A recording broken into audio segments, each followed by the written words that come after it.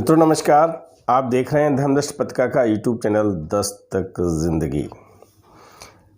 मंटो साहित्यिक फलक पर एक ऐसा नाम, सआदत हसन मंटो, जिन्होंने 43 सालों की ज़िंदगी में 200 से अधिक कहानियाँ, एक उपन्यास और 3 निबंध संग्रह, अनेक नाटक, रेडियो, फिल्म कथाएं लिखी हैं। बहुत सच के करीब कलम चलाई है, इसलिए कभी कभी आप पर आरोप भी लगते रहते हैं। आरोपों के जवाब में वो कहते हैं, अगर आपको मेरी कहानियाँ अश्लील या गंदी लगती हैं तो जिस समाज में आप रह रहे हैं वह अश्लील और गंदा है। मेरी कहानियाँ तो केवल सच दर्शाती हैं। मित्रों, सच को दर्शाती हुई एक ऐसी ही बहुत ही प्रसिद्ध कहानी है काली सलवार, मंटो द्वारा लिखित। सुनिएगा आज काली सलवार। दिल्ली आने से पहले वह अंबाला छावनी में थी, जहां कई गोरे उसके ग्राहक थे। उन गोरों से मिलने जुलने की वजह से वह अंग्रेजी के 10-15 जुमले सीख गई थी। उनको वह आम बातचीत में इस्तेमाल नहीं करती थी, लेकिन जब वह दिल्ली आई और उसका कारोबार न चला तो एक दिन उसने अपनी पड़ोसन तमंचा जान से कहा, दिस लाइफ वेरी बैड, यानी ये ज़िंदगी बहुत बुरी है, जबकि खाने को ही नहीं मिलता। अंबाला छावनी में उसका धंधा बहुत अच्छी तरह चलता था। छावनी के गोरे शराब पीकर उसके पास आ जाया करते थे और 3-4 घंटों में ही 8-10 गोरों को निपटा कर 20-30 रुपये पैदा कर लिया करती थी। ये गोरे उसके देश के लोगों के मुकाबले में बहुत अच्छे थे। इसमें कोई शक नहीं कि वे ऐसी ज़बान बोलते थे जिसका मतलब सुल्ताना की समझ में नहीं आता था, पर उसकी भाषा को न जानना उसके लिए बहुत अच्छा साबित होता था। अगर वे उससे कुछ रियायत चाहते तो सिर हिलाकर कह दिया करती थी, साहब हमारी समझ में तुम्हारी बात नहीं आता। और अगर वे उससे ज़रूरत से ज़्यादा छेड़छाड़ करते तो वह उनको अपनी ज़बान में गालियां देना शुरू कर देती थी। वे हैरत से उसके मुंह की तरफ देखते तो वह उनसे कहती, साहब तुम एकदम उल्लू का पट्ठा है, हरामज़ादा है, समझा। यह कहते वक्त वह अपनी स्वर में सख्ती पैदा न करती, बल्कि बड़े प्यार के साथ उनसे बातें करती थी। गोरे हंसते थे और हंसते वक्त वे सुल्ताना को बिल्कुल उल्लू के पट्ठे दिखाई पड़ते थे। पर यहाँ दिल्ली में जब से वह आई थी, एक भी गोरा उसके यहाँ नहीं आया था। 3 महीने उसको हिंदुस्तान के इस शहर में रहते हो गए थे, जहाँ उसने सुना था कि बड़े लाट साहब रहते हैं जो गर्मियों में शिमला चले जाते हैं। इस दौरान सिर्फ 6 आदमी उसके पास आए थे, सिर्फ 6, यानी महीने में 2। और उन 6 ग्राहकों से उसने खुदा झूठ न बुलवाए तो 18.5 रुपये वसूल किए थे। 3 रुपये से ज़्यादा पर कोई मानता ही नहीं था। सुल्ताना ने उनमें से 5 आदमियों को अपना रेट 10 रुपये बताया था, पर ताज्जुब की बात है कि उनमें से हर एक ने यही कहा कि भाई हम 3 रुपये से ज़्यादा 1 कौड़ी नहीं देंगे। जाने क्या बात थी, उनमें से हर एक ने उसे सिर्फ 3 रुपये के काबिल समझा। इसलिए वह छठा आया तो उसने खुद उससे कहा, देखो मैं 3 रुपये एक टाइम के लूँगी, उससे 1 अधेला तुम कम कहोगे तो ना होगा। अब तुम्हारी मर्जी हो, नहीं तो जाओ। छठे आदमी ने यह बात सुनकर तकरार नहीं की और उसके यहाँ ठहर गया। जब दूसरे कमरे में दरवाजे बंद करके वह अपना कोट उतारने लगा तो सुल्तान ने कहा, लाइए 1 रुपया दूध का। उसने 1 रुपया तो न दिया, लेकिन नए बादशाह की चमकती हुई अठन्नी जेब से निकाल कर उसको दे दी और सुल्ताना ने भी चुपके से ले ली। चलो जो आया गनीमत है। 18.5 रुपये 3 महीने में, 20 रुपये महीना तो उस कोठी का किराया था, जिसको मकान मालिक अंग्रेजी में फ्लैट कहता था। उस फ्लैट में ऐसी संडास थी जिसमें जंजीर खींचने से सारी गंदगी पानी के जोर से एकदम नीचे नाली में गायब हो जाती थी। बड़ा शोर होता था। शुरू में तो उस शोर ने उसे बहुत डराया था। पहले दिन जब वह संडास में गई तो उसकी कमर में तेज दर्द हो रहा था। निवटकर जब उठने लगी तो उसने लटकी हुई जंजीर का सहारा ले लिया। उस जंजीर को देखकर उसने सोचा, चूँकि ये मकान खास तौर पर हम लोगों के रहने के लिए बनाए गए हैं, इसलिए जंजीर लगाई गई है कि उठते समय तकलीफ ना हो और सहारा मिल जाया करे। पर जैसे ही उसने जंजीर को पकड़कर उठना चाहा, ऊपर खटखट सी हुई और एकदम पानी इस शोर के साथ बाहर निकला कि डर के मारे उसके मुंह से चीख निकल गई। खुदाबख्श उसके कमरे में अपना फोटोग्राफी का सामान दुरुस्त कर रहा था और एक साफ बोतल में हाइड्रोक्विनोन डाल रहा था कि उसने सुल्ताना की चीख सुनी। दौड़कर वह बाहर निकला और उसने सुल्ताना से पूछा, क्या हुआ? यह चीख तुम्हारी थी? सुल्ताना का दिल धड़क रहा था। उसने कहा, यह मुआ पाखाना है या क्या है? बीच में यह रेलगाड़ियों की तरह जंजीर क्यों लटका रखी है? मेरी कमर में दर्द था, मैंने सोचा चलो इसका सहारा ले लूँगी, पर इस मुई जंजीर को छेड़ना था कि वह धमाका हुआ कि मैं तुमसे क्या कहूँ। इस पर खुदाबख्श बहुत हंसा। उसने सुल्ताना को संडास के बारे में सब कुछ बता दिया था कि यह नए फैशन का है, इसमें जंजीर हिलाने से सब गंदगी ज़मीन में धंस जाती है। खुदाबख्श और सुल्ताना का आपस में कैसे संबंध हुआ, एक लंबी कहानी है। खुदाबख्श रावलपिंडी का रहने वाला था। एंट्रेंस पास करने के बाद उसने लॉरी चलानी सीखी और 4 बरस तक रावलपिंडी और कश्मीर के बीच लॉरी चलाने का काम करता रहा। इसके बाद कश्मीर में उसकी दोस्ती एक औरत से हो गई। उसको भगाकर वह साथ ले आया। लाहौर में चूँकि उसका कोई काम न मिला, इसलिए उसने औरत को पेशे पे बिठा दिया। 2-3 बरस तक यह सिलसिला चलता रहा। फिर वह औरत किसी और के साथ भाग गई। खुदाबख्श को मालूम हुआ कि वह अम्बाला में है। वह उसकी तलाश में आया। यहाँ उसको सुल्ताना मिल गई। सुल्ताना ने भी उसको पसंद किया, चुनाचे दोनों का संबंध हो गया। खुदाबख्श के आने से सुल्ताना का कारोबार एकदम चमक उठा। औरत चूँकि अंधविश्वासी थी, इसलिए उसने समझा कि खुदाबख्श बड़ा भगवान है जिसके आने से इतनी तरक्की हो गई। इस विश्वास से उसकी नज़रों में खुदाबख्श का मान और सम्मान बढ़ा दिया। खुदाबख्श मेहनती आदमी था। सारा दिन हाथ पर हाथ धर कर बैठकर पसंद नहीं था। चुनाचे उसने एक फ़ोटोग्राफ़र से दोस्ती कर ली जो रेलवे स्टेशन के बाहर मिनट कैमरे से फ़ोटो खींचा करता था। उससे उसने फ़ोटो खींचना सीखा।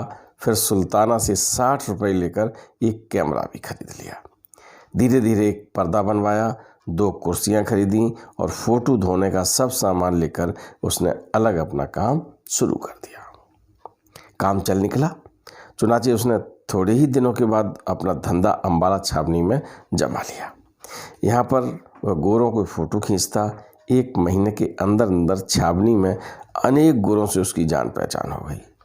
चुनाचे वह सुल्ताना को वहीं ले गया छावनी में। खुदाबख्श के जरिए कई गोरे सुल्ताना के स्थायी ग्राहक बन गए। सुल्ताना के कानों के लिए बुंदे खरीदे, 5.5 तोले की 8 कंगनियां भी बनवाईं, 10-15 अच्छी साड़ियाँ भी जमा कर लीं। घर में फर्नीचर वगैरह भी आ गया। किस्सा संक्षेप में यह है कि अम्बाला छावनी में वह बड़ी खुशहाल थी। पर न जाने एकाएक खुदाबख्श के दिल में ये क्या आया, उसने दिल्ली जाने की ठान ली।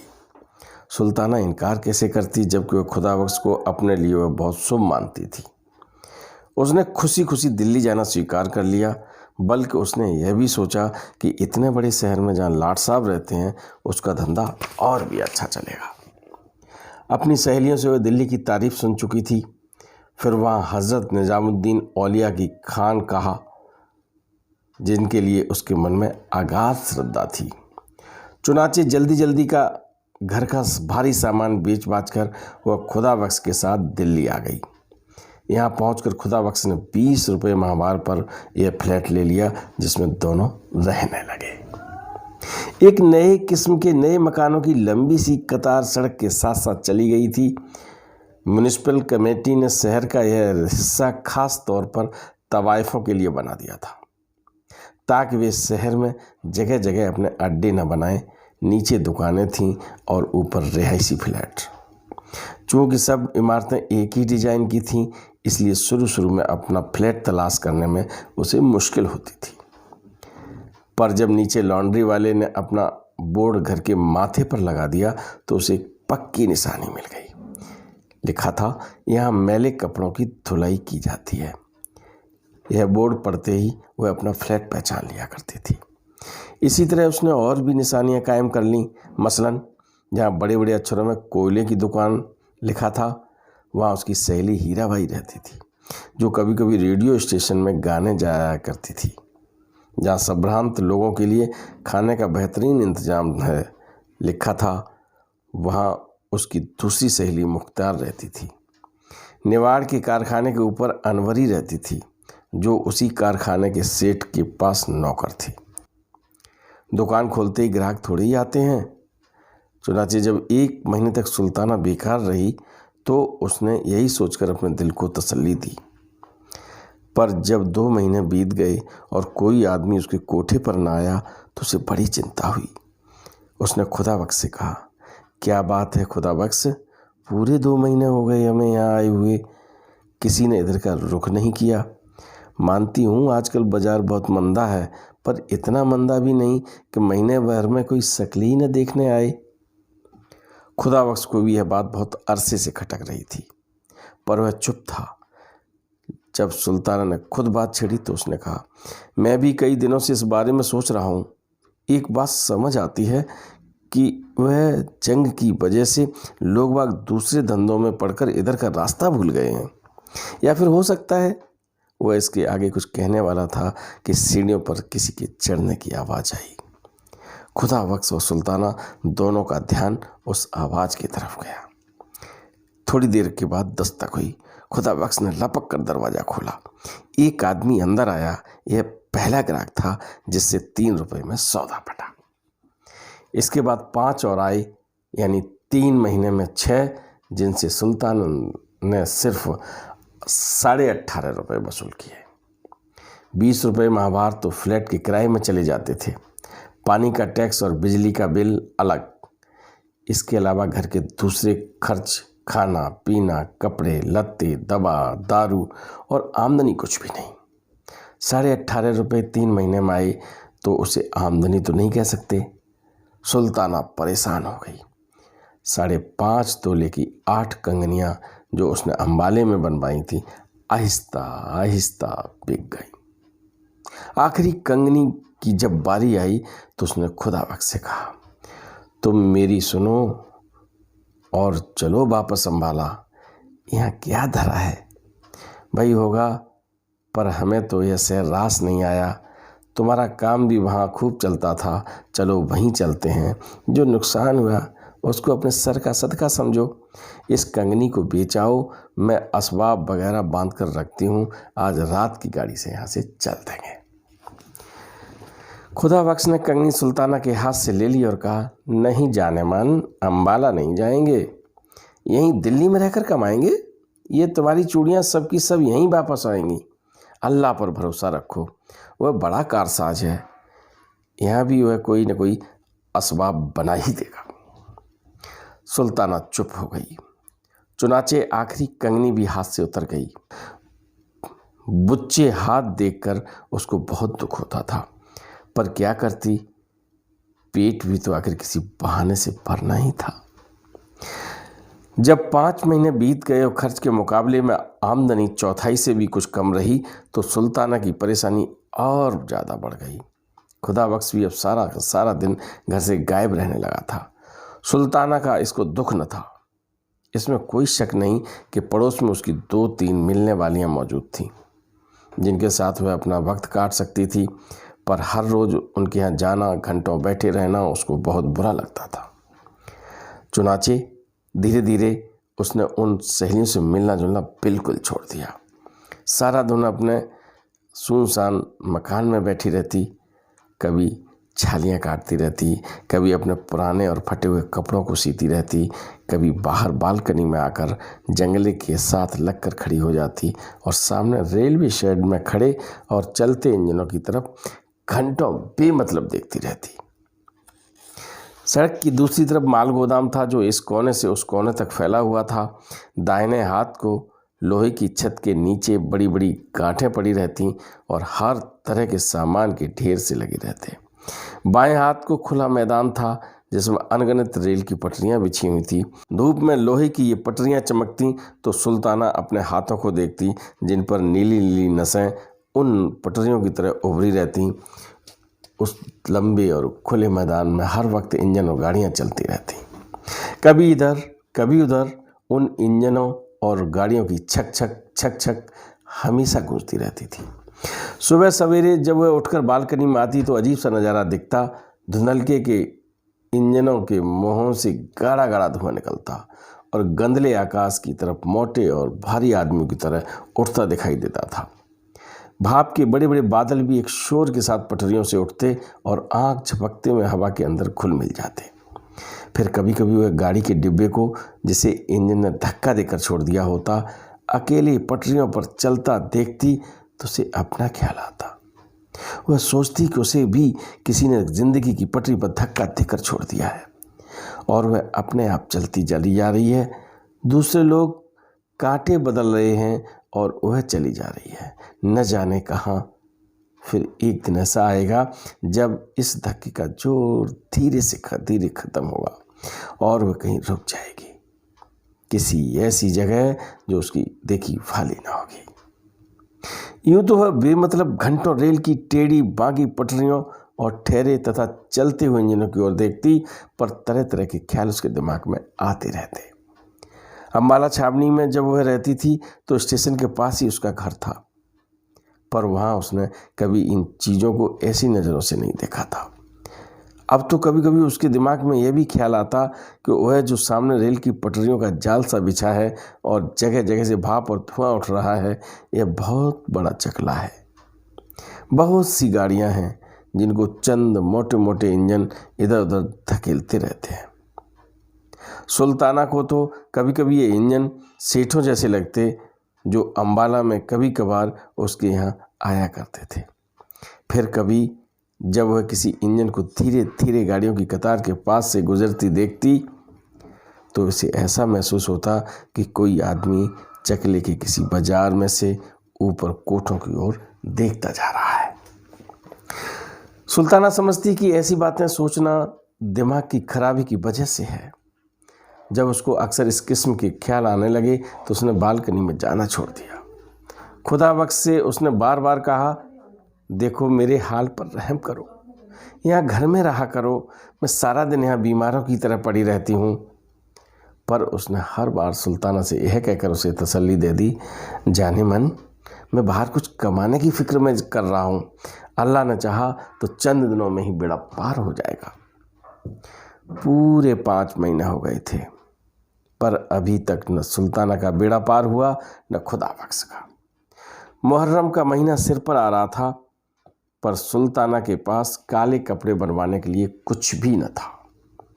मुख्तार ने लेडी हैमिल्टन की एक नई काट की कमीज बनवाई थी जिसकी आस्तीनें काली जारजेट की थी। उसके साथ मैच करने के लिए उसके पास काली साटन की सलवार थी जो कागज की तरह चमकती थी। अनवरी ने रेशमी जारजेट की एक बहुत नफीस साड़ी खरीदी थी। उसने सुल्ताना से कहा था कि वह साड़ी के नीचे सफ़ेद बोस्की का पेटीकोट पहनेगी क्योंकि वह नया फैशन था। उस साड़ी के साथ पहनने के लिए अनवरी एक काली मखमल का जूता लाई थी, बड़ा नाजुक था। सुल्ताना ने जब ये तमाम चीज़ें देखीं तो उसको इस एहसास ने बहुत दुख दिया कि वह मुहर्रम मनाने के लिए ऐसा लिबास खरीदने में असमर्थ है। अनवरी और मुख्तार के पास ये लिबास देखकर जब वह घर आई तो उसका मन बहुत उदास था। ऐसा लगता कि एक फोड़ा सा उसके अंदर पैदा हो गया है। घर बिल्कुल खाली था। खुदा बख्श रोज़ की तरह बाहर था। देर तक वह दरी पर गाँव तकिया सिर के नीचे रखकर लेटी रही। पर जब उसकी गर्दन ऊंचाई की वजह से अकड़ सी गई तो बाहर बालकनी में चली गई ताकि दुखदायी ख्यालों को अपने दिमाग में से निकाल दे। सामने पटरियों पर गाड़ियों के डिब्बे खड़े थे पर कोई इंजन न था। शाम का वक्त था, छिड़काव हो चुका था, इसलिए गर्द गुबार दब चुका गया था। बाजार में ऐसे आदमी चलने शुरू हो गए थे जो ताक झाक करने के बाद चुपचाप घरों का रुखसत करते थे। ऐसे ही एक आदमी ने गर्दन ऊंची करके सुल्ताना की तरफ देखा। सुल्ताना मुस्कुराई और उसको भूल गई क्योंकि अब सामने पटरियों पर एक इंजन नमूदार हो गया था। सुल्ताना ने गौर से उसकी ओर देखना शुरू किया और धीरे धीरे ये ख्याल उसके दिमाग में आया कि इंजन ने भी काला लिबास पहन रखा है। ये अजीबोगरीब ख्याल दिमाग में से निकालने के लिए जब उसने सड़क की ओर देखा तो उसे वही आदमी बैलगाड़ी के पास खड़ा नजर आया जिसने उसकी तरफ ललचाई नज़रों से देखा था। सुल्ताना ने हाथ से इशारा किया। उस आदमी ने इधर उधर देखकर हल्के इशारे से पूछा, किधर से आऊं? सुल्ताना ने उसे रास्ता बता दिया। वह आदमी थोड़ी देर खड़ा रहा लेकिन बड़ी फुर्ती से ऊपर चला आया। सुल्ताना ने उसे दरी पर बिठाया। जब वह बैठ गया तो उसने बात शुरू करने के लिए कहा, ऊपर आते डर क्यों रहे थे? वह आदमी यह सुनकर मुस्कुराया, तुम्हें कैसे मालूम हुआ? डरने की बात ही क्या थी? इस पर सुल्ताना ने कहा, यह मैंने इसलिए कहा कि आप देर तक वहीं खड़े रहे और फिर सोच कर इधर आए। यह सुनकर फिर मुस्कुराया, तुम्हें गलतफहमी हुई है। मैं तुम्हारे ऊपर वाले फ्लैट की तरफ देख रहा था। वहाँ खड़ी कोई औरत एक मर्द को ठेंगा दिखा रही थी। मुझे यह मंजर पसंद आया। फिर बालकनी में हरा बल्ब जला तो मैं कुछ देर के लिए ठहर गया। हरी रोशनी मुझे पसंद है, आँखों को बहुत अच्छी लगती है। यह कहकर उसने कमरे का जायजा लेना शुरू किया। फिर वह उठ खड़ा हुआ। सुल्ताना ने पूछा, आप कहाँ जा रहे हैं? उस आदमी ने जवाब दिया, नहीं, तुम्हारे इस मकान को देखना चाहता हूँ, चलो तमाम कमरे दिखाओ। सुल्ताना ने उसको तीनों कमरे एक एक कर दिखा दिए। उस आदमी ने बिल्कुल खामोशी से उन कमरों का मुआयना किया। जब वे दोनों फिर उसी कमरे में आ गए जहाँ पहले बैठे थे तो उस आदमी ने कहा, मेरा नाम शंकर है। सुल्ताना ने पहली बार गौर से शंकर की तरफ देखा। वह मझोले कद का मामूली शक्ल सूरत का आदमी था पर उसकी आंखें असाधारण रूप से साफ और स्वच्छ थीं। कभी कभी उसमें एक अजीब किस्म की चमक पैदा होती थी।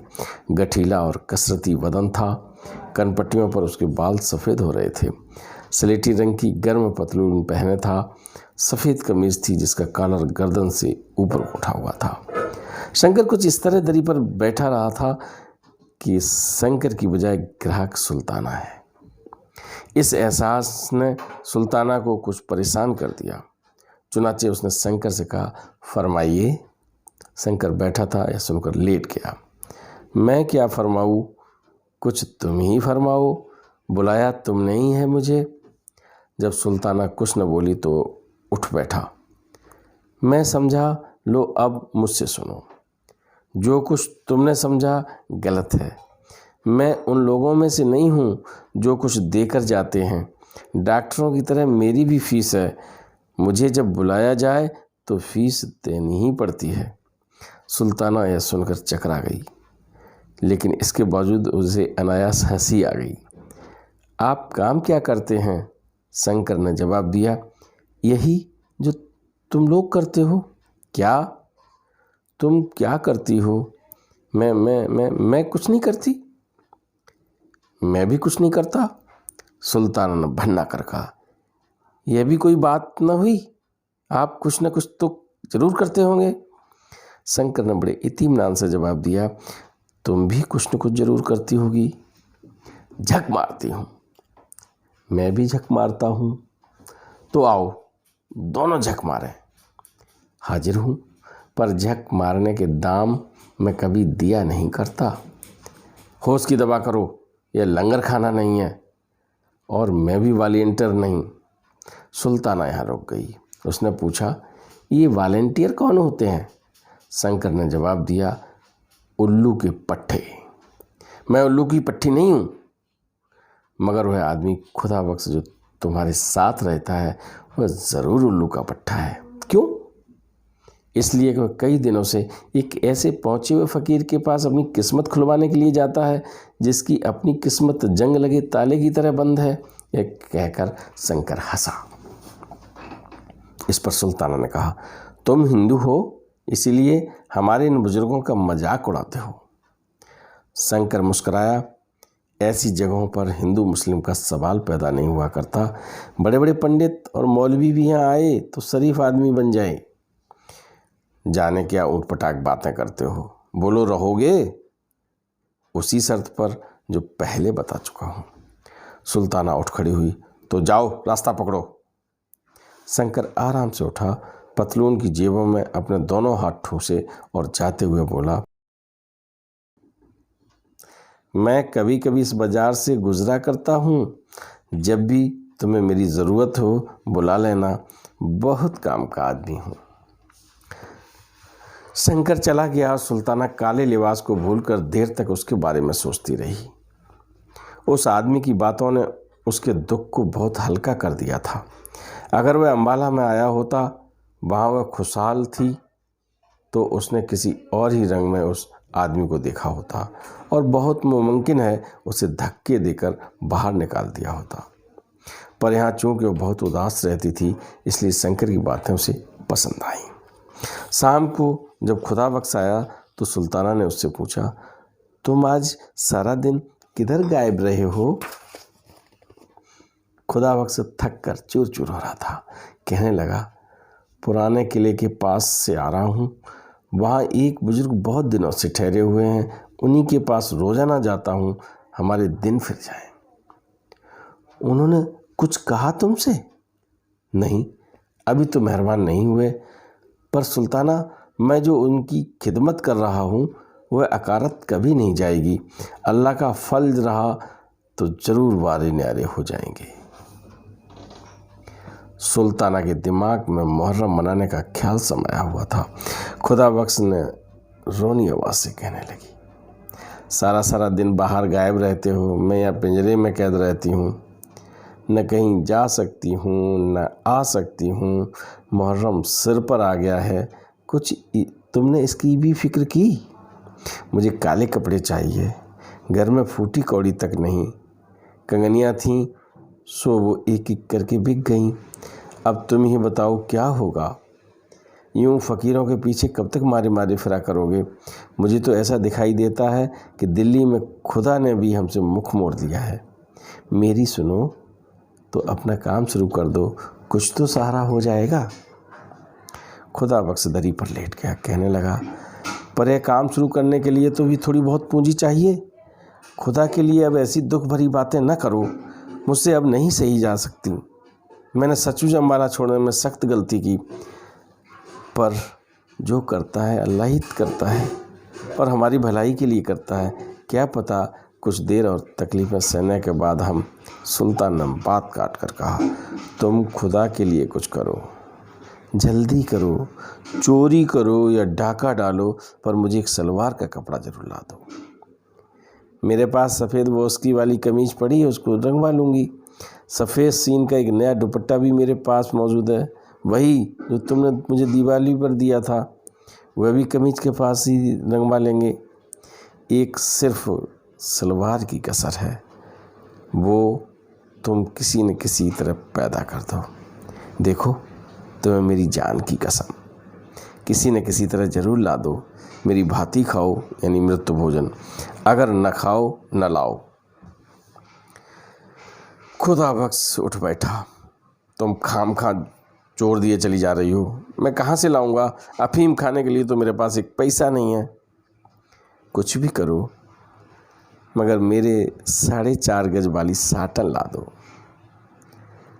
दुआ करो कि आज रात ही अल्लाह 2-3 आदमी भेज दे। लेकिन तुम कुछ ना करोगे? तुम अगर चाहो तो ज़रूर इतने पैसे पैदा कर सकते हो। जंग से पहले साटन 12-14 आने मिल जाती थी, अब 1.25 रुपये गज से हिसाब से मिलती है। 4.5 गज पर कितने रुपए खर्च हो जाएंगे? अब तुम कहती हो तो कोई हीला करूँगा। यह कहकर खुदाबख्श उठा। लो, अब उन बातों को भूल जाओ, मैं होटल से खाना ले आऊँ। होटल से खाना आया। दोनों ने मिलकर निगला और सो गए। सुबह हुई, खुदा बख्श पुराने किले वाले फ़कीर के पास चला गया और सुल्ताना अकेली रह गई। कुछ देर लेटी रही, कुछ देर सोई रही, इधर उधर कमरों में टहलती रही। दोपहर का खाना खाने के बाद उसने अपना सफ़ेद सीन का दुपट्टा और सफ़ेद बोस्की की कमीज निकाली, नीचे लॉन्ड्री वाले को रंगने के लिए दे आई। कपड़े धोने के अलावा वहाँ रंगने का काम भी नहीं होता था। यह काम करने के बाद उसने वापस आकर फिल्मों की किताब पढ़ी, जिसमें उसने देखी हुई फिल्मों की कहानी और गीत छपे हुए थे। ये किताबें पढ़ते पढ़ते वह सो गई। वह उठी तो 4 बज चुके थे, क्योंकि धूप आंगन में से मोरी के पास पहुंच चुकी थी। नहा धोकर निपटी तो गर्म चादर ओढ़कर बालकनी में आ खड़ी हुई। सुल्ताना लगभग 1 घंटे तक बालकनी में खड़ी रही। अब शाम हो गई थी, बत्तियां जल रही थीं, नीचे सड़क में रौनक के आसार नज़र आने लगे थे। सर्दी में थोड़ी सी तेजी आ गई, पर सुल्ताना को यह नागवार न करी।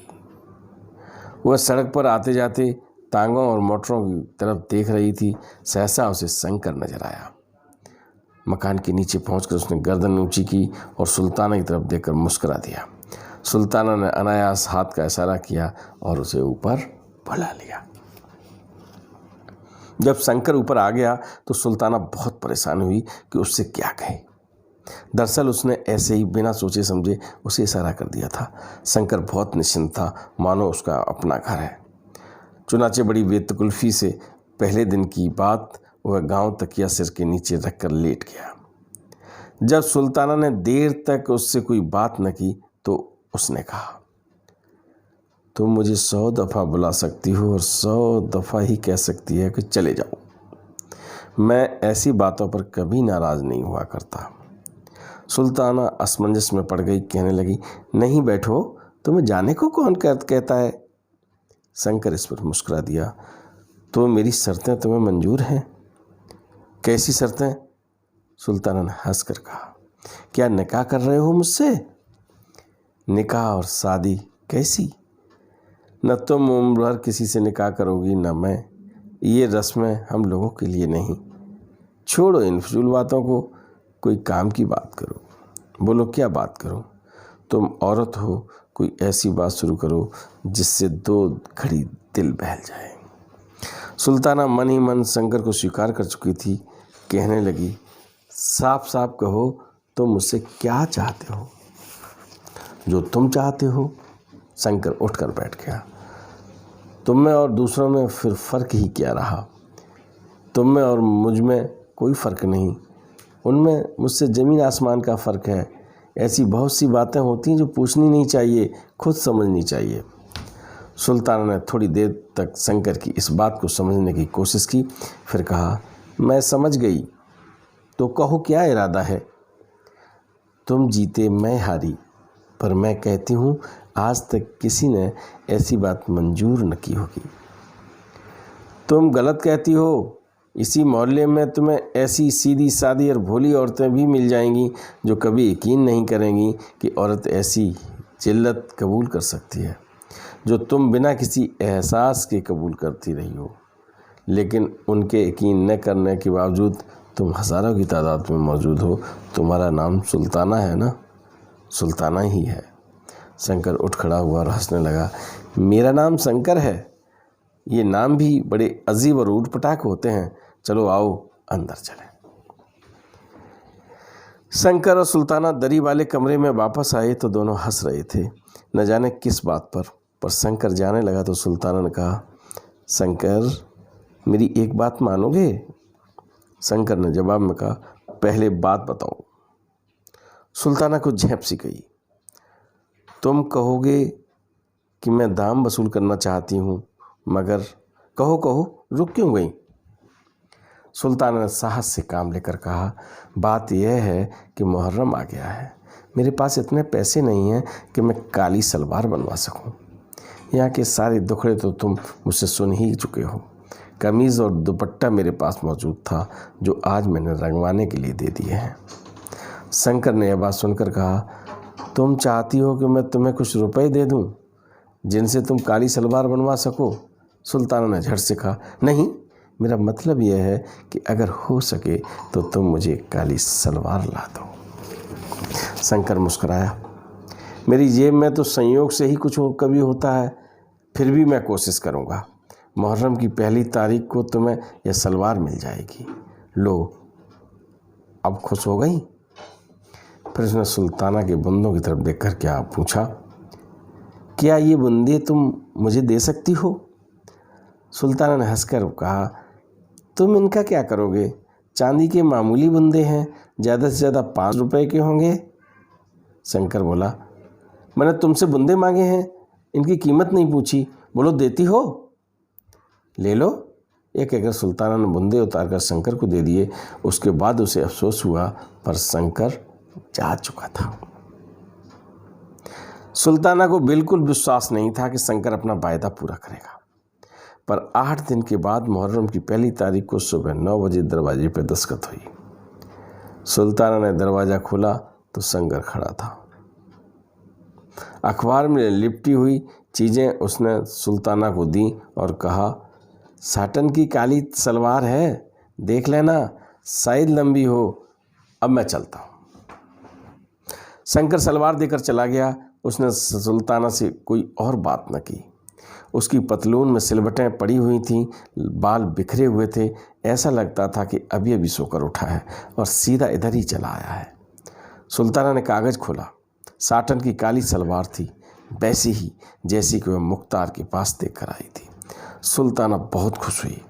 बुंदों और उस सौदे का जो अफसोस उसे हुआ था, इस सलवार ने और शंकर की बाकायदा वादा वफाई ने दूर कर दिया था। दोपहर को वह नीचे लॉन्ड्री वाले से अपनी रंगी हुई कमीज़ और दुपट्टा ले आई। तीनों काले कपड़े जब उसने पहन लिए तो दरवाजे पर दस्तक हुई। सुल्ताना ने दरवाज़ा खुला तो मुख्तार अंदर आई। उसने सुल्ताना के तीनों कपड़ों की ओर देखकर कहा, कमीज़ और दुपट्टा तो रंगा हुआ मालूम होता है, यह सलवार नहीं है, कब बनवाई? सुल्ताना ने जवाब दिया, आज ही दर्जी लाया है। यह कहते हुए उसकी नज़रें मुख्तार के कानों पर पड़ी। ये बुंदे तुमने कहाँ से लिए? मुख्तार ने जवाब दिया, आज ही मंगवाए हैं। इसके बाद दोनों को थोड़ी देर खामोश रहना पड़ा।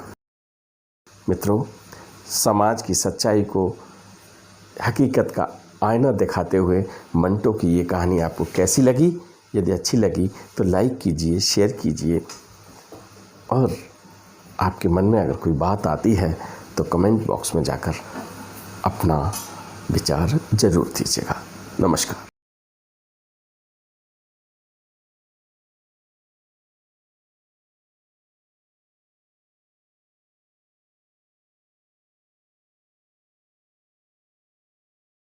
वीडियो पसंद आए तो लाइक कीजिए, शेयर कीजिए, सब्सक्राइब बटन पर क्लिक करके चैनल को सब्सक्राइब करें और बेल आइकन दबाना बिल्कुल ना भूलें, ताकि हमारे अपडेट वीडियो